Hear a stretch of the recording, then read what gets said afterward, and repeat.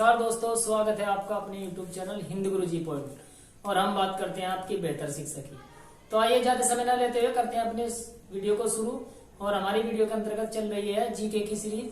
तो आइए चलते हैं अपने पहले प्रश्न पर। आज का हमारा पहला प्रश्न है, कुछ ओलंपिक से संबंधित कुछ प्रश्न रह गए थे हमारे, कुछ हो गए थे पिछली वीडियो में, तो जो आप रह गए थे उन्हें आज पूरे करा देते हैं।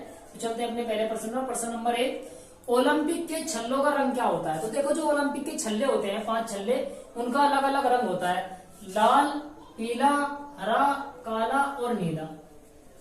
प्रश्न नंबर 2, ओलंपिक के 5 छल्ले किसका प्रतीक है? जो ओलंपिक के 5 छल्ले होते हैं वो किस चीज का प्रतीक है? 5 छल्ले अलग अलग रंग के हमने देख लिए, तो ये किस चीज का प्रतीक है? 5 महाद्वीपों का प्रतीक है। वैसे तो 7 महाद्वीप है, लेकिन 5 कौन कौन से? इनमें ध्रुव छोड़ देते हैं, उत्तरी ध्रुव और दक्षिणी ध्रुव को छोड़ करके जो 5 महाद्वीप आ जाते हैं, उन 5 महाद्वीपों का ही प्रतीक है ये ओलंपिक के 5 छल्ले। तो चलते हैं अगले प्रश्न। प्रश्न नंबर 3, 32वां ओलंपिक कहाँ हुआ? अभी जो 32वां ओलंपिक हुआ था 23 जुलाई से लेकर 8 अगस्त 2021 में, ये जापान की राजधानी टोक्यो के अंतर्गत हुआ था। ये हमारा 32वां ओलंपिक था। चलते हैं अगले प्रश्न। प्रश्न नंबर 4, टोक्यो ओलंपिक का शुभांकर क्या था? तो देखो, जब भी किसी देश में कोई ओलंपिक होता है तो उस देश का कोई ना कोई शुभांकर होता है। तो जो टोक्यो ओलंपिक हुआ जापान के अंतर्गत, इसका शुभांकर था मिराई तोवा। मिराई तोवा, यही इसका शुभांकर था। नेक्स्ट प्रश्न है हमारा प्रश्न नंबर 5, टोक्यो ओलंपिक का नारा क्या था? एक नारा भी दिया जाता है, तो टोक्यो ओलंपिक का जो नारा था वो था भावनाओं से एकता, ये इसका नारा था। प्रश्न नंबर 6, टोक्यो ओलंपिक का आदर्श क्या है? तो आदर्श क्या था जो टोक्यो ओलंपिक का था? वो था यूनाइटेड बाय इमोशन। ध्यान से देखना, यूनाइटेड बाय इमोशन। चलते हैं अगले प्रश्न। प्रश्न नंबर 7, अभी 32वां खत्म हुआ है 2021 में 32वां ओलंपिक। अभी 33वां ओलंपिक कहाँ होगा? यानी आने वाला जो ओलंपिक है, अभी 2023 चल रहा है, तो 33वां जो ओलंपिक होगा वो कहां पर होगा?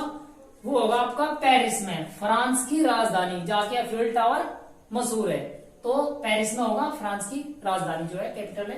चलते हैं अगले प्रश्न में। प्रश्न नंबर 8, सन 2023 का हॉकी विश्व कप किसने जीता? तो देखो, सन 2023 का जो हॉकी विश्व कप है वो जर्मनी ने जीता। चलते हैं अगले प्रश्न पर। प्रश्न नंबर 9, यूनेस्को क्या है? तो यूनेस्को एक संगठन है, तो इसका पूरा का पूरा नाम पूछ लिया जाता है, वहां पर नाम 2-3 दे देगा, तो आपको स्पेलिंग अच्छी तरीके से याद होनी चाहिए और उसका नाम भी याद होना चाहिए। यू से ही बनता है यूनाइटेड, एन से बनता है नेशंस, ई से बनता है एजुकेशनल, और एस से बनता है सोशल, और सी से बनता है कल्चरल, और ओ से बनता है ऑर्गेनाइजेशन। यानी कि पूरा नाम क्या हुआ? United Nation Educational Social Cultural organisation.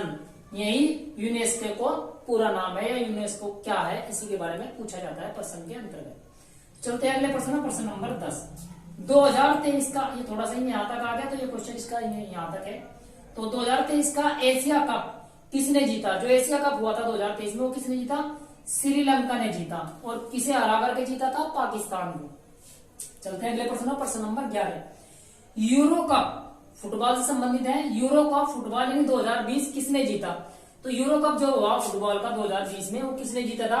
वो इटली ने जीता था। और हारा कौन था इसमें? हारा था इंग्लैंड, यानी इंग्लैंड को हरा करके इटली ने ये 2020 का जो फुटबॉल यूरो कप था जीता था।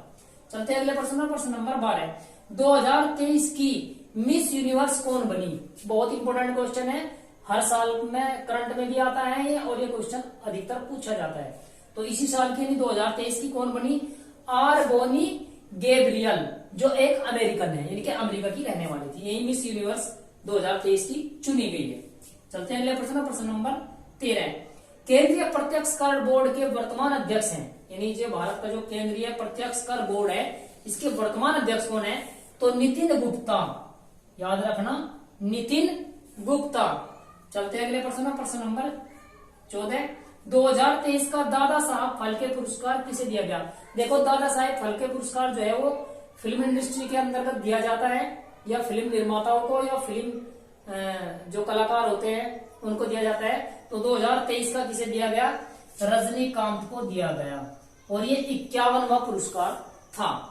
चलते हैं अगले प्रश्न पर और अंतिम प्रश्न पर। डीआरडीओ द्वारा विकसित विमान, तो डीआरडीओ ने विकसित विमान कौन सा किया, किस विमान का जो है मतलब बना करके तैयार किया, तो हल्का लड़ाकू विमान है और नाम है तेजस और इसका इंजन है कावेरी।